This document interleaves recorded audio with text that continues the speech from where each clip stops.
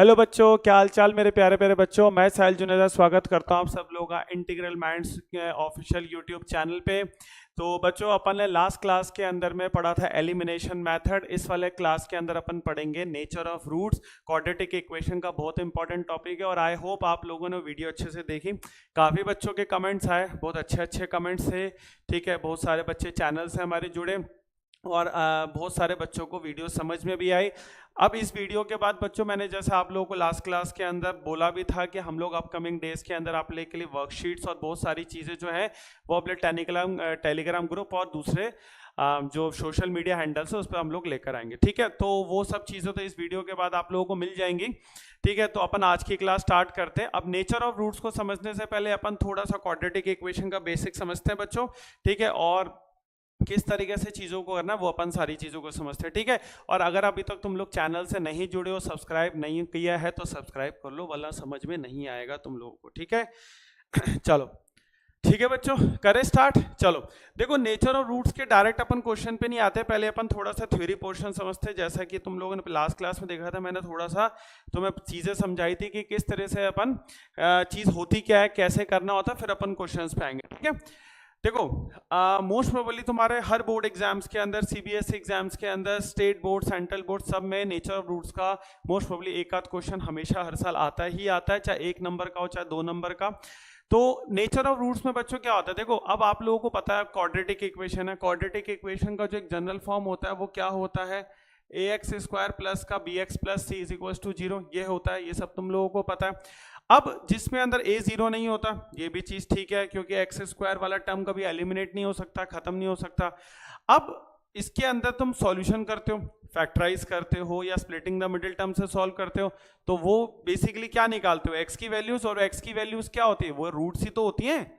अरे भाई वो क्या होता है, रूट्स और सॉल्यूशंस ही तो होता है। तो रूट्स और सॉल्यूशंस क्या होता है, वो वैल्यूज एक्स की जो इस इक्वेशन को सेटिस्फाई करती है। सेटिस्फाई करने का मतलब एलएचएस और आरएचएस आता है। ठीक है, एक एग्जांपल देता हूं। जैसे मान लो एक्स स्क्वायर प्लस का 5x माइनस का 6 इक्वल्स टू 0, ये एक इक्वेशन है। तो यहाँ पर x की दो वैल्यूज आएंगी। ठीक है, जो भी आएंगे अपन उस पर बात नहीं कर रहे, जो दो वैल्यूज आएंगी तो वैल्यूज का नेचर क्या होगा, उसी को तो रूट्स बोलते हैं। नेचर का मतलब वो वैल्यूज जो है, जो उसके रूट्स निकलेंगे वो रियल होंगे। रियल का मतलब है कोई सा भी नंबर, इंटीजर हो, फ्रैक्शंस हो, रैशनल हो, इरेशनल हो, बट एक कॉम्प्लेक्स नंबर नहीं होना चाहिए। कॉम्प्लेक्स नंबर को छोड़ देते हैं, वो वर्ड ही भी नहीं पे नहीं जाते, वो 11th क्लास का टॉपिक है। ठीक है, अब वो रियल तो है, लेकिन क्या वो रूट्स आपस में इक्वल है, मतलब दोनों वैल्यूज एक्स की जो इक्वल है या इक्वल नहीं है। और अगर रियल भी नहीं है तो फिर कॉम्प्लेक्स है, मतलब जिसको अपन नॉट रियल लिखते हैं। ठीक है, तो बेसिकली ये 3 कंडीशन से अपन डिसाइड करते हैं, और इस 3 कंडीशन के लिए अपने को एक चीज निकालनी पड़ती है, और वो चीज होती क्या है, ये डिस्क्रिमिनेंट कैपिटल डी। अब ये कैपिटल डी कैसे निकालते हैं किसी क्वाड्रेटिक इक्वेशन से, वो मेरे बच्चे इस तरह से निकालते हैं। D is equal to B square minus 4ac। ठीक है, D square minus D is equal to B square minus का 4ac। अब D is equal to B square minus 4ac, B A C क्या है, ये बी ए सी इसी quadratic equation में से आएगा। जो एक्स स्क्वायर का कोफिशिएंट है उसको a मानना, जो x का कोफिशिएंट है उसको b मानना, और जो कांस्टेंट टर्म है जिसके साथ कुछ भी नहीं आया, सारे x में कुछ भी नहीं है, वो अकेला खड़ा है, तो वो कौन सा हो गया, वो c हो गया। ठीक है, तो वो ये चीज होती है। और यहाँ पर जो आप a b c ले रहे हो, तो अगर यहाँ पे माइनस है तो वो माइनस का 20 के अंदर आएगा। वो मैं सारी चीजें समझाऊंगा, ओरली समझ में नहीं आएंगे, क्वेश्चंस करेंगे, सारी चीजें आएंगे। अभी मैं सिर्फ एक बार थ्योरी आप लोगों को रिवाइज करवा रहा हूँ। अगर तुम लोगों को थ्योरी अच्छे से आता है तो डायरेक्ट क्वेश्चन नंबर 1 पे पढ़ जाओ, नहीं आता तो देख लो। ठीक है, D less than D greater than 0 होता है, रूट्स इक्वल होती है, रियल होती है और अनइक्वल होती है। डी इज इक्वल टू 0 है तो रियल होती है और इक्वल होती है, डी लेस देन 0 है तो नॉट रियल होती है। तो मैं सिर्फ नॉट रियल लिखना है, कॉम्प्लेक्स मत लिखना। ठीक है, ज्यादा डेप्थ में जाने की जरूरत नहीं है जबरदस्ती, वरना होशियारी करोगे तो 10वीं के अंदर एग्जामिनर तुम्हारे नंबर काट देगा कि भैया कॉम्प्लेक्स कहाँ से लिख रहा है। ठीक है, तो ये सब 11th क्लास की चीज़ है, वो 11th क्लास में अगर मैथ्स लोगे तब उसको पढ़ लेना। चलो ठीक है, तो ये तो गई थ्योरी, समझ में आ गया बच्चों। अब अपन स्टार्ट कर देते हैं आप लोगों के क्वेश्चन से। चलो भाई देखो भाई, पहला क्वेश्चन, यहीं पर 2 क्वेश्चन अपने को दिए हुए, दोनों इंडिपेंडेंट क्वेश्चन है। Nature of the roots of the following equations. ठीक है, 4x स्क्वायर माइनस का 4x प्लस का 1 इक्वल्स टू 0। अब बच्चों यहां पर समझना, देखो क्या होता है, डिस्क्रिमिनेंट निकालना है तो उसके लिए a की वैल्यू ऐसे लिख लेना 4, b की वैल्यू माइनस का 4 और c की वैल्यू प्लस का 1। देखो मैंने यही चीज बोली थी कि अगर एक्स स्क्वायर x और कांस्टेंट नंबर के आगे अगर नेगेटिव साइन है तो वो नेगेटिव साइन उन नंबर्स का होगा, a b c का होगा, जिसके भी आगे वो है, ठीक है। तो आपको नेगेटिव साइन को इग्नोर नहीं करना है। तो यहाँ पर b की वैल्यू माइनस का 4 होगी, सिर्फ 4 मत लिख देना वरना गलत हो जाएगा, मैं बता रहा हूँ, ठीक है। तो अब फॉर्मूला क्या होता है d का, b स्क्वायर माइनस का 4ac माइनस का 4 स्क्वायर माइनस का 4 इंटू 4 इंटू 1, ठीक है। तो माइनस का 4 स्क्वायर कितना हो गया 16, 4 4 जा 16, और ठीक है। देखो अब यहां पर 16 माइनस 16 किसके बराबर आ गया तुम्हारा, 0 के बराबर आ गया। एक बार दोबारा कर ले, ठीक है, तुम परेशान मत हुआ करो, ठीक है। अगर नहीं समझ में आया तो कोई परेशानी की बात नहीं है, मैं दोबारा समझा देता हूं, और अगर समझ आ गया तो देखो एक बार, d is equal to B square minus 4ac, ठीक है। b की वैल्यू कितनी है -4, ठीक है, उसका होल स्क्वायर कर दो, -4 का होल स्क्वायर 16, फिर 4 का 4, a की वैल्यू 4, c की वैल्यू 1, तो 4 4 जा 16, ये सिर्फ माइनस साइन इसी का ही है, ठीक है, ये वाला, तो -16 और 4 का स्क्वायर प्लस का 16, मतलब -4 का स्क्वायर प्लस का 16 हो गया। 16 माइनस 6 कितना हुआ 0, यानी 0। तो 0 का मतलब कि जब d की वैल्यू 0 होती है तो रूट्स क्या होती हैं, रियल और इक्वल। तो इसका मतलब क्या हुआ, पहले वाले की क्या होंगी, रियल और इक्वल। बात समझ में आई नहीं आई तुम सब लोगों को, क्लियर हो गया? क्लियर हो गया तो वीडियो को लाइक करो, ठीक है। आया बात समझ में बच्चों, क्लियर हो गई? ठीक है, आजा सेकंड क्वेश्चन पे। आसान सा था यार, कोई ज्यादा दिक्कत वाली चीज थी नहीं इसके अंदर, ठीक है। 5x square minus 12 root 3x plus का 7 सेकंड क्वेश्चन है, चलो देख लेते हैं। तो यहां पर भी वही साइन वाइन सब सेम ही रहने वाला है। सेकंड लिख दो यार, कंफ्यूज हो जाओगे। 5x square 12 root 3x plus का 7 इक्वल्स टू 0। a की वैल्यू कितनी 5,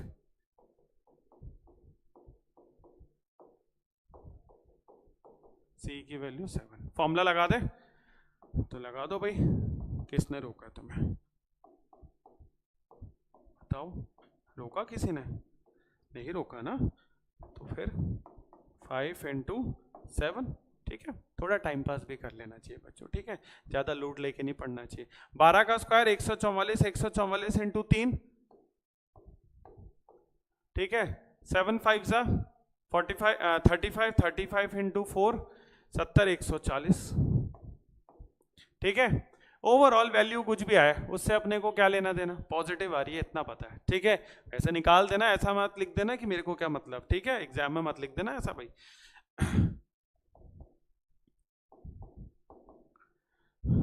तो एग्जामिनर तुम्हें नंबर नहीं देगा, फिर बोलेगा मुझे क्या मतलब, मैं तो नहीं दे रहा नंबर, ठीक है ना, ऐसा मत कर देना एग्जाम के अंदर।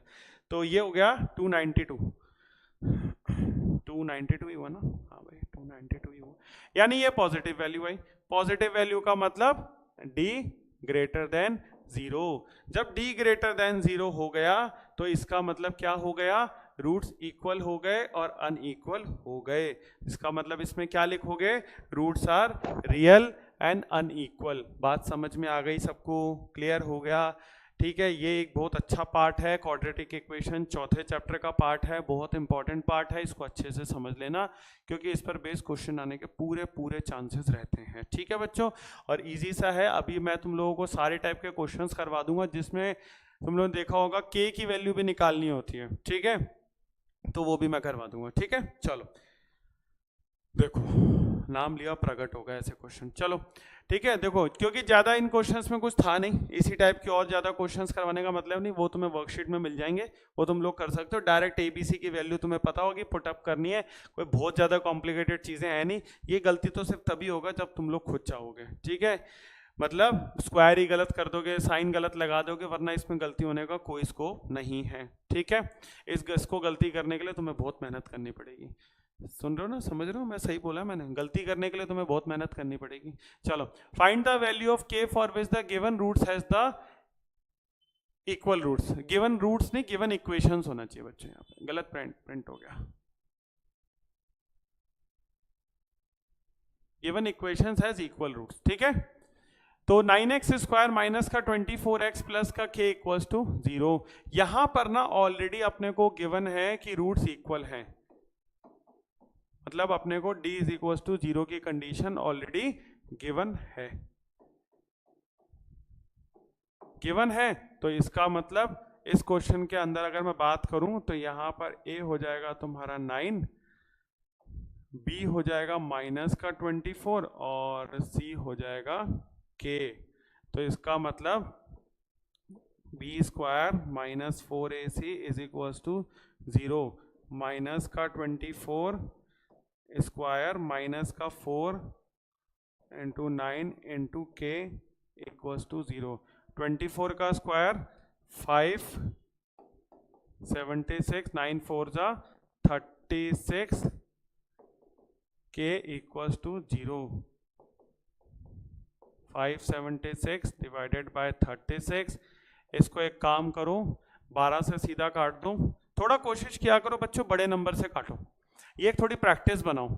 मैंने तुम लोगों को पहले भी बोला था, नहीं बोला था तो अब बोल रहा हूँ, एक तो ना टेबल्स 20 तक लर्न कर लो। अगर कर रखे हैं तो बहुत अच्छी बात है, 20-25 तक बच्चों टेबल लर्न करो। ये तुम्हें आज भी काम आएंगे, आगे भी काम आएंगे, ठीक है। अब आगे ये मत बोलना सर मैथ्स नहीं पढ़नी, वो तुम्हें वक्त बताएगा, ठीक है। मैथ्स पढ़नी पड़ेगी बेटा आगे भी, ठीक है, भले तुम 11वीं 12वीं में मैथ्स मत लो। 12 3 36 और 12 तो 4 और ये हो गया 8, ये कटा 16 बार, तो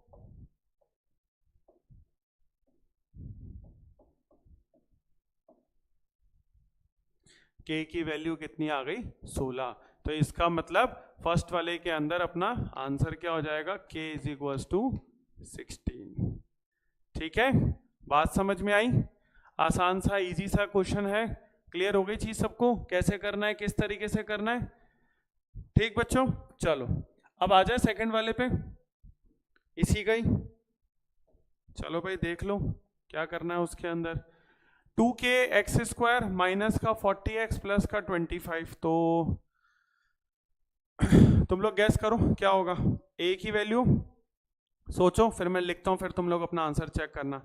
a की वैल्यू भाई देखो, अगर a की वैल्यू सिर्फ किसी ने 2 लिखी है ना, प्लस का 2, ठीक है, तो गलती है, क्योंकि यहाँ पर तुम्हें k की वैल्यू फाइंड आउट करनी है। k भी एक उसमें जाएगा कांस्टेंट, मतलब एक नंबर कोफिशिएंट में, और b की वैल्यू हो जाएगी माइनस का 40 और c की वैल्यू हो जाएगी 25।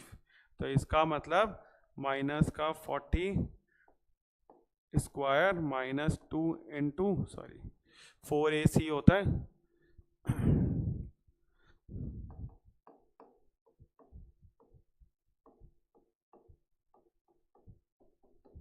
40 का स्क्वायर हो जाएगा 1600 माइनस 25 इंटू 4 100, 100 इंटू 2 200।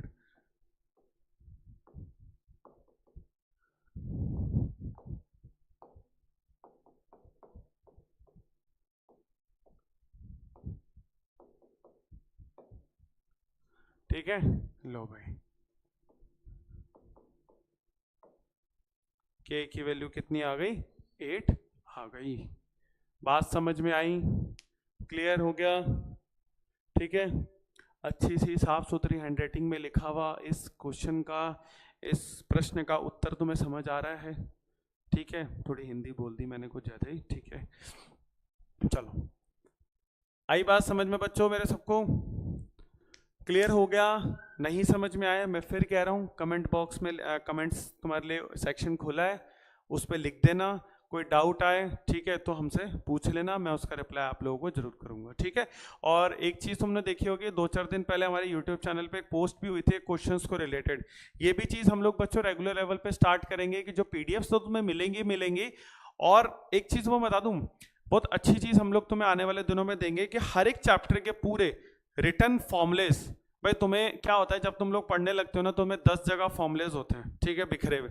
तुम्हें लगता है कि सर कहीं फॉर्मुलेज ऐसे एक जगह लिखे हुए मिल जाए ना, सारे कॉन्सेप्ट्स A to Z एक चैप्टर के, ताकि हमारे को हमेशा क्विक रिवीजन के लिए अच्छा हो। जैसे तुम लोगों के कई स्कूलों में हाफ ईयरली चल रहे हैं, स्टार्ट होने वाले हैं, कईयों के हो चुके हैं, ठीक है, कईयों का मैथ्स का एग्जाम है, कई के यूनिट टेस्ट होते हैं, ठीक है, किसी के मंथली टेस्ट होते हैं। तो उन सब चीज़ों में तुम्हारे इवन बोर्ड्स तक में तुम्हारे को हेल्प करेंगे, और आगे जो भी तुम्हारे आगे पढ़ेगा नेक्स्ट ईयर, सबको ये चीज़ें हेल्प करेंगी। तो अपकमिंग लेक्चर्स के अंदर, इस मंथ के अंदर तुम्हारे को ऐसी बहुत सारी चीज़ें हम लोग प्रोवाइड करेंगे, ठीक है। इसलिए कह रहा हूँ चैनल को सब्सक्राइब करो, अपने टेलीग्राम को भी तुम लोग फॉलो कर दो, टेलीग्राम चैनल का लिंक भी मैं डिस्क्रिप्शन में तुम लोगों को दे दूंगा, तो वो सारी चीज़ें जो हैं वो तुम लोग कर लो, ठीक है। चलो नेक्स्ट क्वेश्चन पे आ जाए, ठीक है। ये थर्ड क्वेश्चन है, ये वाला थोड़ा अभी तक दोनों क्वेश्चन से बेटर है। मैंने जो 2-4 क्वेश्चंस लिए बच्चों वो बिल्कुल इजी थे। पहले वाले क्वेश्चन में 2 क्वेश्चन थे, उसमें डायरेक्ट तुम्हें नेचर और रूट बताना है, कुछ भी नहीं करना। दूसरे वाले जो क्वेश्चन थे उसमें ऑलरेडी तुम्हें गिवन है नेचर और रूट्स क्या है, इक्वल है, मतलब सेकंड कंडीशन d = 0 दे रखा है। उसमें तुम्हारे को क्या करना है, सिर्फ और सिर्फ क्या करना है, सिर्फ और सिर्फ k की वैल्यू निकालनी है। कंडीशन तुम्हें पहले से पता है। अब इन वाली कंडीशंस के अंदर भी तुम्हें पता है, लेकिन यहाँ पर थोड़े वेरिएबल्स आ गए, ठीक है। यहाँ पर क्या वेरिएबल्स आ गए, तो यहाँ पर ना ऐसे क्वेश्चन में तुम्हारी अलजेब्रा टेस्ट होती है। अलजेब्रा मतलब तुमने 9th क्लास के अंदर लॉज ऑफ एक्सपोनेंट्स और अलजेब्रिक आइडेंटिटीज पढ़ी थी, मान लो तुम्हारे को वो चीज़ें यहाँ काम आने वाली है। अगर वहाँ पढ़ाई नहीं की ना, तो बस अब उन कर्मों का फल भुगतोगे तुम लोग, ठीक है। तो इसलिए अच्छे से पढ़ लो, नहीं समझ में आया तो भी मैं समझा दूंगा, परेशान होने की बात नहीं है, ठीक है। चलो अब ये जो है इक्वेशन, इसके अंदर a की वैल्यू कितनी है 1,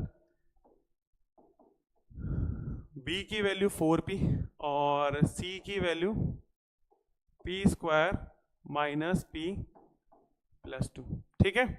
तो इसका मतलब अगेन d = b² - 4ac = 0। तो b का स्क्वायर मतलब 4p का a की वैल्यू 1, c की वैल्यू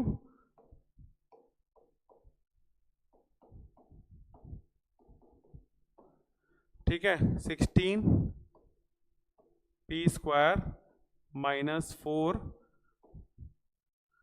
p² - का p + का 2 0, ठीक है। तो वैसे तो 4 कॉमन भी ले सकते हो, लेना चाहो तो, आप कहो तो सर बिल्कुल ले सकते हैं अगर किसी के दिमाग में आ रहा है तो। बट चलो अपन चीज़ों को और सिंपल करते हैं, माइनस माइनस प्लस। और बच्चों एक चीज़ मैं तुम लोगों को बताता जाता हूँ, क्या बहुत सारे बच्चे गलती करते हैं ना, मैं बीच बीच में इसलिए चीज़ बताता हूँ, वो भी मैं तुम्हें बताता हूँ। बहुत सारे बच्चे ना ये ब्रैकेट ही नहीं लगाते, उन्हें लगता है ब्रैकेट की कोई वैल्यू नहीं है। भाई अगर मेरे प्यारे प्यारे बच्चों, मेरे प्यारे प्यारे छोटे छोटे आइंस्टाइंस, अगर तुम लोग ये काम करोगे बेटा, अगर ये काम आज की दुनिया में अगर आइंस्टाइन जिंदा होता ना, वो दोबारा मर जाता। ये हरकतें तुम्हारी देखकर, ठीक है, कि बेटा तुम मैथ्स मत पढ़ो। तो बेटा ये ना ब्रैकेट का नहीं लगाने का मतलब है ये 4 सिर्फ और सिर्फ p² से मल्टीप्लाई हो रहा है, बात समझ में आई। लेकिन बेटा अपने को 4 ना पे सबका बराबर का हक है इसमें, तो 4 के लिए यहाँ ब्रैकेट लगाएंगे तो इस सब को मल्टीप्लाई करेंगे, बात समझ में आई। तो ये लिखना, ये अनर्थ मत कर बैठना, वरना एग्जामिनर वहीं तुम्हारी कॉपी ना छोड़ के भाग जाएगा और वो संन्यास ले लेगा, सच्ची कह रहा हूँ मैं। ऐसी हरकतें मत कर बैठना एग्जाम में, ठीक। तो 16p² में से 4p² गया, कितना हुआ 12p² प्लस का 4p माइनस का 8 = 0। देखो 4 तुम लोग पहले कॉमन लेते हैं या अभी कॉमन लो, एक ही बात है, ठीक है।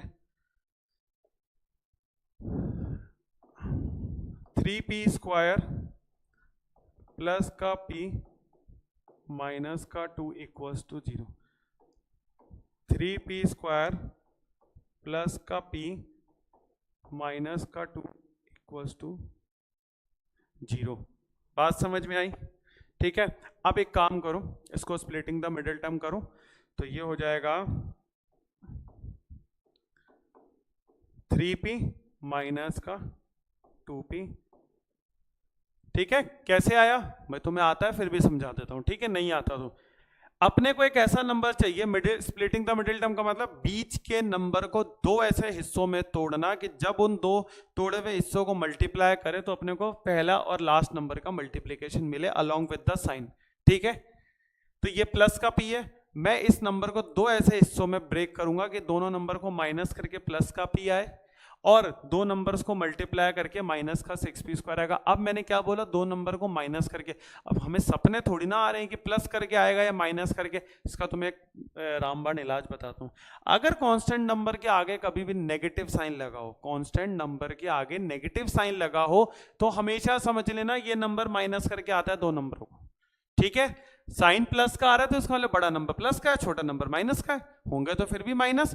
लेकिन अगर ये नंबर प्लस का होता है तो इसका मतलब ये दो नंबर को प्लस करके आ रहा है। ये बात हमेशा याद रखना, ये क्वाड्रेटिक इक्वेशन का एक रूल है। ये ऐसा नहीं कि तुम्हारे सिर्फ इसी पे 10th क्लास में फॉलो हो रही है, ये यूनिवर्सल रूल है क्वाड्रेटिक इक्वेशन का। जब तक क्वाड्रेटिक इक्वेशन पढ़ोगे जीवन में ये रूल हमेशा फॉलो होगा। ठीक है, तो बस अब इसमें से कॉमन ले लो, इसमें से और इसमें से, तो यहां से कॉमन लोगे तुम 3p, p+1 माइनस का 2, p+1 तो ये हो जाएगा 3p,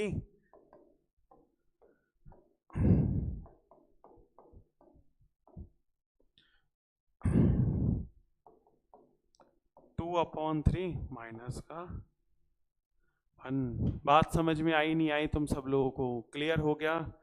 ठीक है, साफ सुथरी हैंडराइटिंग में अच्छा सा सॉल्यूशन लिखा है और प्यारी प्यारी दो वैल्यूज p की 2/3 मतलब 2/3 और माइनस का 1 निकल के अपने पास आ गई।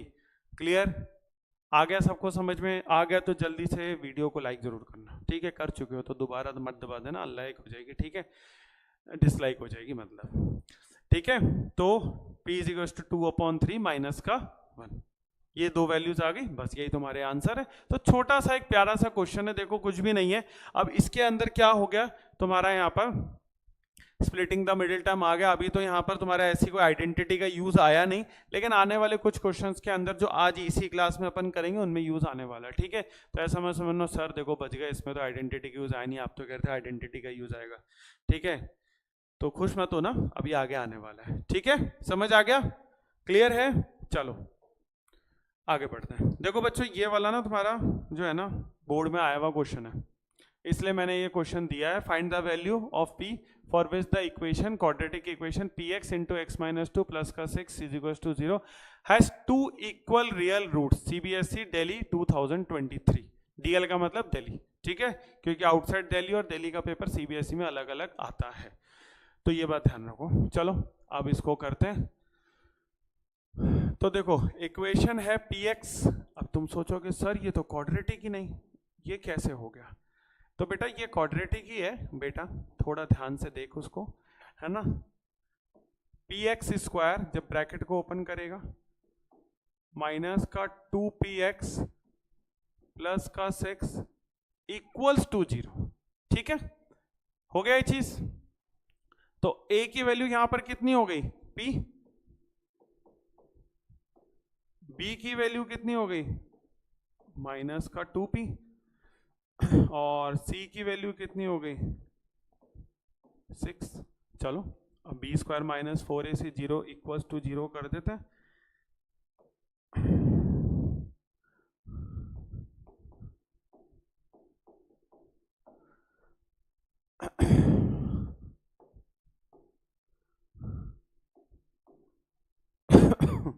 -4 × a ×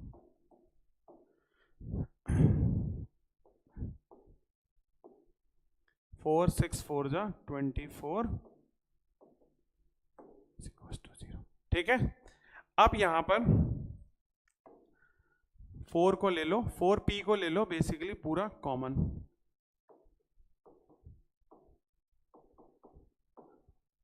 ठीक है, तो 4 हो गया नीचे, तो एक हो गया p = 0 और एक p - 6 = 0। तो इससे निकलेगा तुम्हारा आंसर p = 6। एक इसका मतलब p की अपने पास दो वैल्यू आई 0 और 6। ठीक है, अब p की वैल्यू ना 0 नहीं हो सकती, p की वैल्यू बच्चों 0 नहीं हो सकती। इसका मतलब इस क्यों नहीं हो सकती? सोचो, दिमाग लगाओ, बुद्धि पे जोर डालो थोड़ा सा।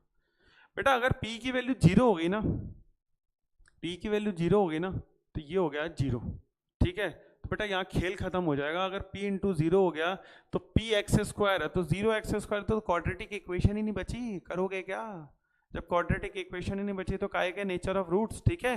तो इसका मतलब तुम्हारी यहाँ पे कौन सी वैल्यू सेटिस्फाई करेगी इसके अंदर, इस इक्वेशन के अंदर? सिर्फ p इज इक्वल टू 6। तो बेटा एक चीज याद रखना, ये बुद्धि लगाना बहुत ज़्यादा जरूरी है एग्जाम में। सिर्फ इतना सीधे सरल उस पर मत जाना, ठीक है। सीबीएसई वाले इतने भी बुद्धू नहीं है कि उन्होंने अगर ये क्वेश्चन दिया है तो वो सिर्फ और सिर्फ इसलिए दिया है क्योंकि जब बच्चा ये एक्सप्लेनेशन नहीं लिखता ना, बोल देता है कि पी की वैल्यू 0 एंड 6 है, तो ध्यान रखना उसके नंबर कटते हैं इस चीज़ के, नंबर कटते हैं इस चीज़ के, क्योंकि उसने इनकम्प्लीट सॉल्यूशन लिखा है, ठीक है। सॉल्व किया है लेकिन उसने दोनों वैल्यूज को बोल दिया कि p की वैल्यूज हैं, p की वैल्यू आ रही है दोनों, लेकिन सेटिस्फाई सिर्फ एक ही करेगी, 6। बात याद रखना, ठीक है। क्लियर है? चलो, तो ये बहुत इंपॉर्टेंट चीज है, ठीक है। इसको तुम याद रखना अच्छे से कि क्या इसके अंदर अपने को करना है, ठीक है। चलो आ जाओ अब नेक्स्ट क्वेश्चन पे। हाँ देखो, ये एक इसमें ना एक बच्चे बहुत बेसिक सी गलती करते हैं, मैं तुम्हें बताता हूँ क्या गलती होती है इस क्वेश्चन के अंदर। Find the value of k for which the quadratic equation has real and equal roots. Again देखो, जितने भी क्वेश्चन है ना उन सब में रियल एंड इक्वल रूट्स ही होगा। रियल एंड नॉट इक्वल नहीं दे सकते क्योंकि फिर k की वैल्यू कभी भी फिक्स नहीं निकलेगी, k greater than less than करके निकलेगा क्योंकि उसमें साइन ग्रेटर देन का होता है। और कॉम्प्लेक्स नंबर वाला तो देगा नहीं, नॉट रियल तो देगा नहीं, ठीक है, वो थोड़ा अलग चीज हो गया। तो इसका मतलब ओवरऑल 3 कंडीशन में से 2 देने के चांसेस नहीं, क्योंकि उसमें एग्जैक्ट वैल्यू मिलेगी नहीं। तो बस अपने पास एक ही वैल्यू है, तो वो है d = 0, उसी में से क्वेश्चन बनेगा, ठीक है, इसमें से। तो अब यहां पर क्या हुआ, देखो डायरेक्ट a की वैल्यू तो 1 लिख दोगे, कहोगे सर देखो a की वैल्यू 1 आ रही है, मैं कहूंगा शाबाश बेटा। लेकिन कहोगे सर b की वैल्यू जो है वो k आ रही है, तो मैं कहूंगा अरे बेटा क्या कर दिया तूने ये काम। तो x² प्लस k, पहले मैं सिर्फ इक्वेशन लिख रहा हूं, 2x प्लस k -1 प्लस का 2 इक्वल्स टू 0। बेटा k को मल्टीप्लाई कर, क्योंकि b वाला जो टर्म होता है ना उसके अंदर सिर्फ x आना चाहिए, तो ये हो जाएगा k² माइनस k प्लस का, तो देखो a की वैल्यू जो है वो 1, b की वैल्यू जो है वो 2k और c की वैल्यू जो है वो हो जाएगी k² माइनस k प्लस का 2।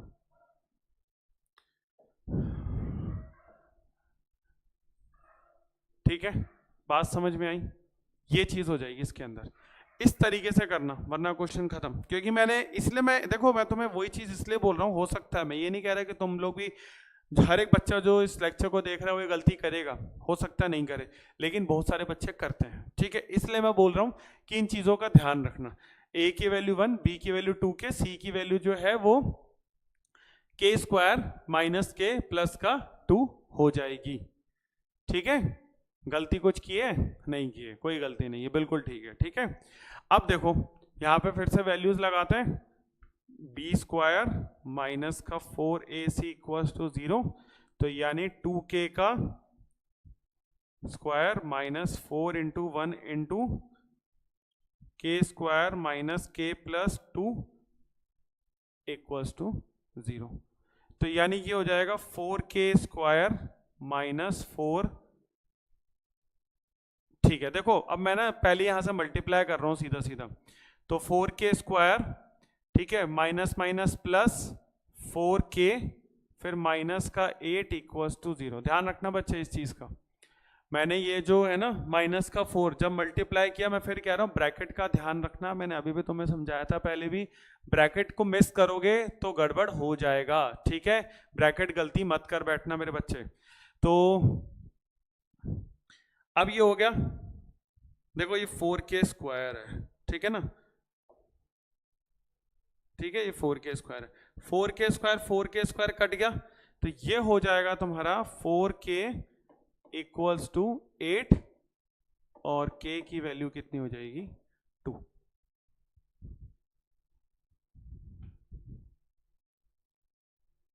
ठीक है, बिल्कुल सही है। ठीक है, मैं जस्ट क्रॉस चेक इसको कर रहा था। ठीक है, तो ओवरऑल तुम्हारा आंसर क्या आएगा, k इज इक्वल्स टू 2। यहाँ पे दो आंसर आने का कोई सवाल ही नहीं उठता, क्योंकि k स्क्वायर से k स्क्वायर कट गया।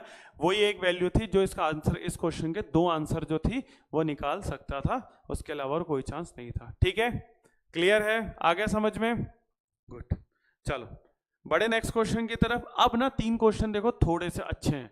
एक ये वाला देखो, ये CBSE 2024 में आया हुआ है, और ये 17 का क्वेश्चन है, और ये सच नहीं, ये भी बट किसी ना किसी प्रीवियस ईयर में से ही है, मुझे एग्जैक्ट ईयर याद नहीं था। ठीक है, तो ये है, चलो ठीक है करें। अब अगेन देखो इक्वल रूट्स, मैंने तुम्हें बोला नेचर ऑफ रूट्स के अंदर हमेशा एक ही कंडीशन बचती है एग्जामिनर के पास। हो सकता है उसका मन करे वो बोल देगा कौन सी सेट ऑफ वैल्यूज के लिए, बट ये चीज आज की डेट में आना थोड़ी के चांसेस कम है थोड़े से। ठीक है, कि वो ये बोल देगा, क्योंकि एक चीज हमेशा रखना, अगर उसने पहली कंडीशन दी तो उस केस में ग्रेटर देन साइन आएगा, तो वहां k की एक वैल्यू नहीं बहुत सारी वैल्यू सेटिस्फाई करेंगी, क्योंकि वो तो बोलेगा greater than k। Greater than क्या, अब ग्रेटर देन k के बाद तो बहुत सारी वैल्यूज हो सकती है। मान लो k ग्रेटर देन 2 आ गया, मतलब k की वो सारी वैल्यूज जो 2 से बड़ी हैं, तो फिर वो 3 4 5 इंटीजर की बात करें 3 4 5 6 7 करके इन्फिनिटी तक चलेंगी। ठीक है, तो वो तुम्हें एग्जाम में नहीं देगा, ये बात मान के चलो। 10वीं में तो नहीं देगा, ये चीजें 11वीं में आ जाए तो बात एक अलग है। ठीक है, तो अब हो जाएगा यहाँ पर p+1 x स्क्वायर। तो इसका मतलब देखो a की वैल्यू यहाँ पर p+1 मैं डायरेक्ट लिख रहा हूँ, b की वैल्यू -6 p+1 और c की वैल्यू 3p प्लस का 27। या एक काम करो, इसको अलग से रखो, अभी बाद में देखेंगे। ठीक है, ठीक है, बिल्कुल ठीक।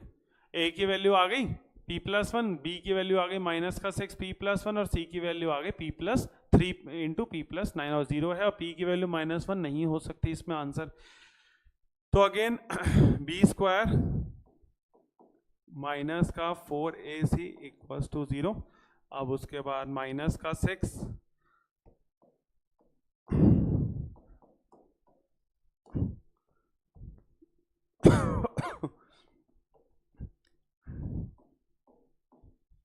p+1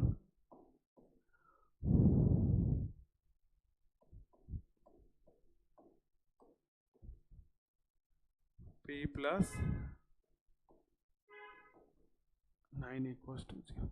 6 का स्क्वायर हो जाएगा 36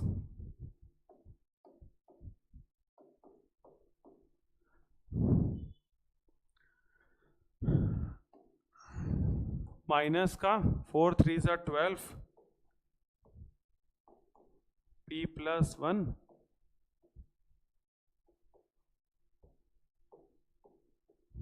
ठीक है। देखो इसमें थोड़ी तुम्हें सॉल्विंग करनी पड़ेगी। अब आ गया आइडेंटिटीज का काम, आप ध्यान से देखना।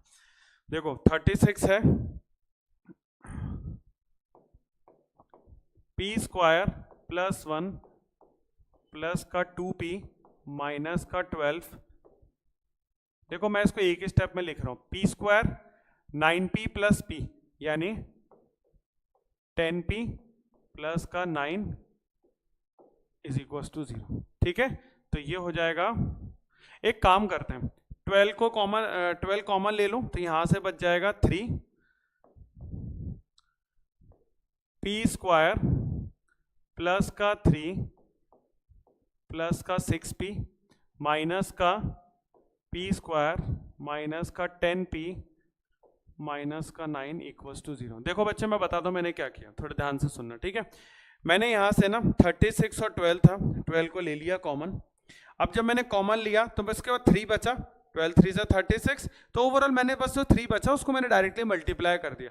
आप लोग एक स्टेप और लिख लेना, मैंने थोड़ा सा एक स्टेप शॉर्ट करने के लिए उसको यहाँ पर कर दिया। ठीक है, अब उसके बाद देखो 12 तो हटा दो। अब एक काम करते हैं, देखो क्या क्या हट रहा है, क्या क्या खत्म हो रहा है। 3p स्क्वायर में से p स्क्वायर, तो ये हो जाएगा 2p स्क्वायर। ठीक है, प्लस का 6p माइनस का 10p तो माइनस का 4p, और प्लस का 3 माइनस का 9 तो माइनस का 6 इक्वल्स टू 0। अब एक काम करो, 2 कॉमन लेके भी हटा दो तो ये हो जाएगा p स्क्वायर माइनस का 2p माइनस का 3 इक्वल्स टू 0। तो ये हो जाएगा p स्क्वायर माइनस का 3p प्लस का p माइनस का 3 इक्वल्स टू 0। अब देखो ये टर्म, दो टर्म को माइनस करके आइए। अभी पिछली क्लास में बताया था, दिमाग पे थोड़ा जोर डालो, माइनस बताया था कि कांस्टेंट टर्म के आगे अगर नेगेटिव साइन है तो ये दो टर्म को माइनस करके आता है, और अगर ये माइनस साइन है बीच वाला यानी बड़ा टर्म माइनस का, तो ये हो जाएगा p minus 3 plus 1 p minus 3 equals to 0। यानी p की वैल्यू कितनी आ गई बच्चों अपनी? 3 आ गई और माइनस का 1 आ जाएगी। ठीक है, 3 आ जाएगा और माइनस का 1 आ जाएगा। ठीक है, एक बार ये लिख लेना, फिर इसके बाद थोड़ा यहाँ पर लिख दिया मैंने, यहाँ थोड़ी जगह कम थी इस वजह से। ठीक है, क्लियर है किस तरह से किया, कैसे किया? देखो थोड़ा अच्छा लेवल का क्वेश्चन है क्योंकि बोर्ड्स का क्वेश्चन है, और कई स्टेट बोर्ड्स एग्जाम्स में भी पूरे चांसेस हैं इस तरीके के क्वेश्चंस आ सकते हैं। ऐसा कुछ नहीं है कि उनमें नहीं आ सकते, बिल्कुल आ सकते हैं। तो इस टाइप के क्वेश्चन को आप लोग बिल्कुल अच्छे से करना। ठीक है, एक एक स्टेप समझना। देखो a प्लस बी का whole square, a minus B का whole square, A square minus B square, a plus B का whole cube, a minus B का whole cube, a cube plus B cube and a cube minus B cube. मैं again कह रहा हूँ सारे formulas तुम्हें मिल जाएंगे, घबराने की जरूरत बिल्कुल नहीं है, टेंशन किसी चीज की नहीं लेनी, लेकिन पढ़ना तुम्हें है भैया। जब तक तुम नहीं किताब उठाओगे, तुम नहीं पढ़ोगे, कोई कुछ नहीं बदल सकता। साक्षात भगवान भी आ गया तो तुम्हारा कोई भला नहीं होगा, ये बात ध्यान रखना बच्चों। किताब तो तुम्हें उठानी ही पड़ेगी। ठीक है, टीचर जो है वो सिर्फ तुम्हें पढ़ा सकता है, चाहे कोई भी इस दुनिया में बंदा हो, तुम किसी से भी पढ़ो, लेकिन वो सिर्फ तुम्हें पढ़ा सकता है। तुम्हें चीजें जो है वो खुद से ही करनी पड़ेंगी। ठीक है, उसके लिए तुम्हें किताब उठानी पड़ेगी, बाकी फिर तुम्हारी हेल्प के लिए हम लोग हमेशा बैठे हैं। ठीक है बच्चों, क्लियर है? हंसी मजाक के बीच में मैंने एक बहुत सीरियसली बात बोली, इस बात को ध्यान से समझ लेना। ठीक है, चलो आया समझ में? अब आते हैं अपन 7th क्वेश्चन की तरफ। अगेन एक बहुत बेहतरीन क्वेश्चन है, इसको भी देखते हैं। यहां पर इक्वेशन दे रही है 1 plus M square into X square plus 2mc X plus C square minus A square. यहां पर a हो जाएगा पूरा 1 प्लस एम स्क्वायर, अपन यहीं से स्टार्ट करते हैं इस बार। a हो जाएगा 1 प्लस एम स्क्वायर, b हो जाएगा 2mc और c हो जाएगा, इस c और c पे मत जाना बच्चे, ठीक है। तो b square minus 4ac equals to 0, 2mc का होल स्क्वायर माइनस 4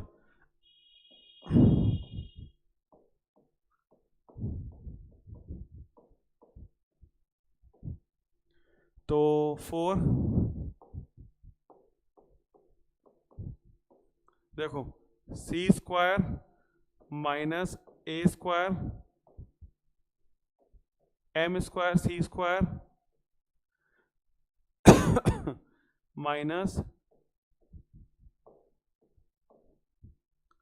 ए स्क्वायर एम स्क्वायर। ठीक है, ये चीज हो गया। अब उसके बाद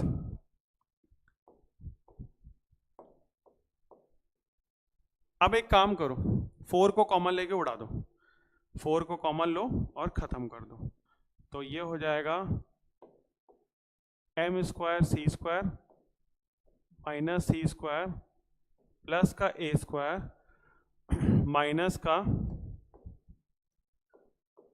एम स्क्वायर सी स्क्वायर,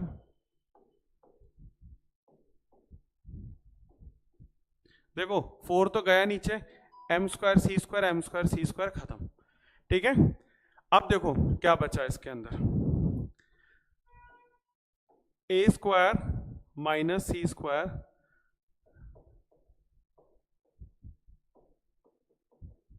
ठीक है। क्या प्रूफ करना था इसके अंदर? फाइंड आउट नहीं करना था बच्चों, अपने को प्रूफ करना है बच्चे।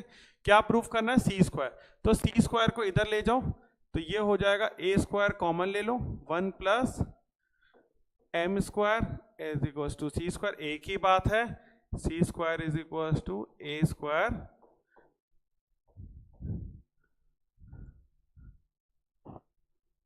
ठीक है। आया समझ में किस तरीके से करना है?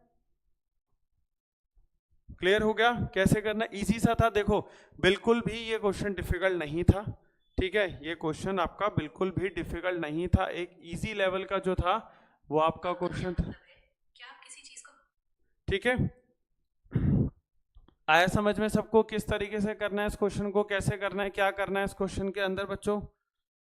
चलिए, तो अब ये था तुम्हारा 7th क्वेश्चन। अब अपन बढ़ते हैं अपने लास्ट क्वेश्चन की तरफ। ये बच्चों आज का लास्ट क्वेश्चन है। देखो मैंने इसमें तुम लोगों को बहुत अच्छे लेवल के क्वेश्चन करा दिए, और तुम्हारी जो पीडीएफ रहेगी, जो तुम्हारा वर्कशीट रहेगी, उसमें भी कुछ अच्छे लेवल के क्वेश्चंस रहेंगे। ठीक है, 2 पीडीएफ अब हम लोग एक साथ अपलोड करेंगे, एलिमिनेशन मेथड की और ये वाले की। ठीक है, क्लियर है? चलो अगेन इसमें भी इक्वल है, मैंने जैसे तुम्हें बताया था कंडीशन यही रहेगी हमेशा, निश्चिंत रहो उस चीज के लिए। इक्वेशन ये है c² माइनस ए बी, ये आपका हो गया a माइनस ये पूरा करके b हो गया, ये तुम्हारा पूरा c हो गया। ठीक है, तो इसके अंदर अब एक काम करना, कैपिटल A लिख देना बेटा। ठीक है, ताकि ना ये स्मॉल a और स्मॉल b से कंफ्यूजन नहीं रहेगा। कैपिटल B माइनस का 2a² माइनस bc और कैपिटल C b² माइनस का AC, तो ये हो जाएगा b² माइनस का 4AC। अब आप कहोगे सर आप तो हमेशा स्मॉल में लिखते थे इस वाले क्वेश्चन में। बेटा कैपिटल में इसलिए लिख दिया क्योंकि ऊपर वाले क्वेश्चन में जब तुम देखोगे ना तो CAB दे रखा है, मतलब ABC दे रखा है, वो सब स्मॉल में है, ताकि कंफ्यूजन ना हो जाएगा। मैं यहाँ लिख दूँ a² a is equal to c² minus AB, तो आप कहोगे सर a को इधर ले जाते हैं, a कॉमन ले लेते हैं। नहीं बेटा, ये a की वैल्यू है। ठीक है ना, इसलिए मैंने यहाँ पर स्मॉल लेटर्स का यूज किया है। ठीक है, अब अगेन फॉर्मूले में पुट अप करो। चलो, तो ये हो जाएगा माइनस का 2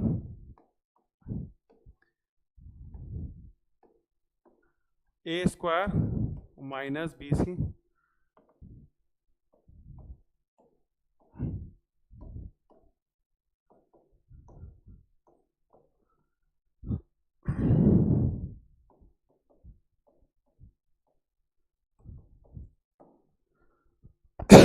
-2 का स्क्वायर 4, और a² का मतलब हो गया a की पावर 4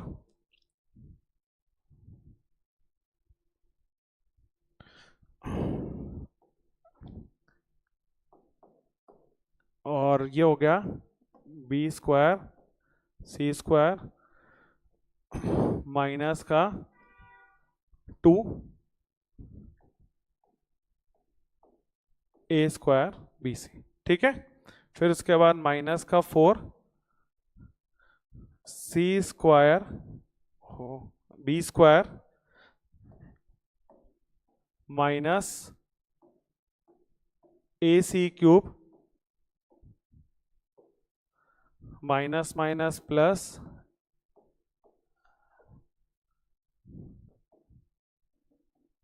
देखो 4 को ले लोगे कॉमन, हटा दो। ठीक है, a की power 4 minus twice a² BC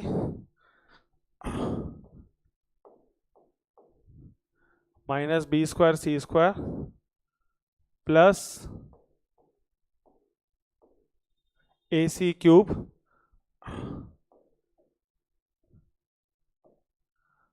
plus minus. ठीक है, ठीक है, देखो b² c² b² c² खत्म, और यहां पर लगाना ब्रैकेट को क्लोज करना। अब एक चीज नोटिस करो, देखो यहां पर 4 को नीचे ले जाओ।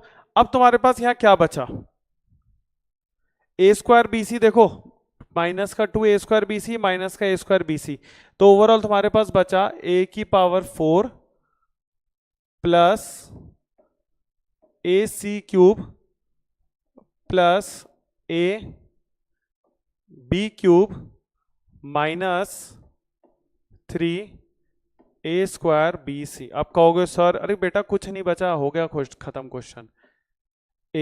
थोड़ा ध्यान से सब्र रखकर देख तो सही, C³ प्लस B³